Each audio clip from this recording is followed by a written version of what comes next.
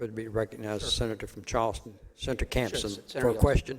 Senator, For the a question. last aspect of this amendment that you described, that it would become void if the federal government did what again? Yeah, I'm sorry, I read that too quickly.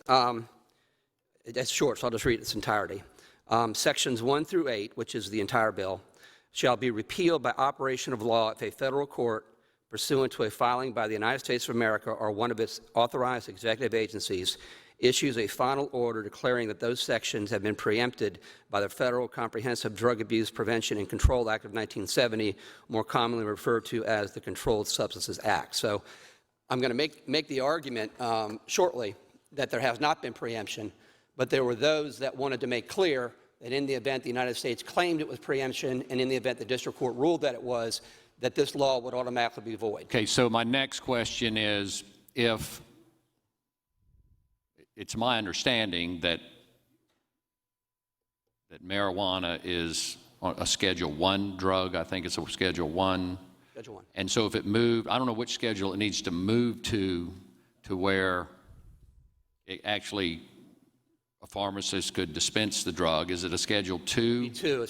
Schedule I, the definition of those substances like heroin and marijuana that are placed on Schedule I is that they are materially harmful to the public health and they have no medical value. So if you wanted to get it to a point where there'd be federal authorization to prescribe, you'd be talking about rescheduling it to 2. Okay, so my final question, I think, or the real question I want to get to is, if marijuana were moved from a Schedule I to a Schedule II, would that trigger this provision that would make this bill void? Would moving from Schedule I to II, which means it's treated like other drugs, right, that doctors prescribe and pharmacists dispense, would that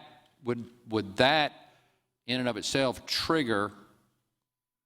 It wouldn't invalidate this act. I mean, we may want to consider, if and when it is rescheduled from a 1 to a 2, we may decide that this particular approach is no longer the best approach. I mean, we may revisit this, but it would not be automatically. It would not be automatic. No, sir. That was my question. Are you open to making that automatic?